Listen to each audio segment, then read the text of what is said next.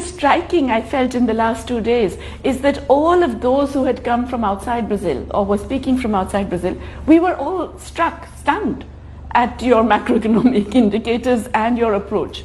Because here is a country that looks actually hugely comfortable from the point of view of being able to ward off external threats. You don't have a large external debt. In fact, you have barely any external debt. You have very large reserves. You have relatively low inflation, and you have a relatively low public debt to GDP ratio. You're in the bottom half of countries in terms of the public debt to GDP ratio. Yet you say, oh my goodness, we have to have a primary budget surplus. Why? And you say we have to have these really high interest rates. Why? It doesn't make sense. This is a legacy from the 1980s, when you were running very large deficits and you had high inflation.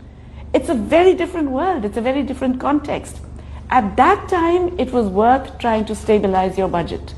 Now, all you're doing is tying your own hands. It's a very masochistic policy.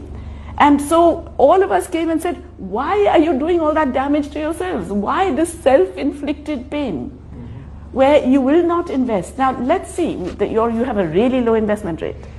And a large part of that is because the public sector is barely investing. Because, public investment crowds in private investment. It creates infrastructure, it provides amenities, it provides demand, it improves supply conditions. And that's well known now. I mean, everyone recognizes this. You have the space to do that.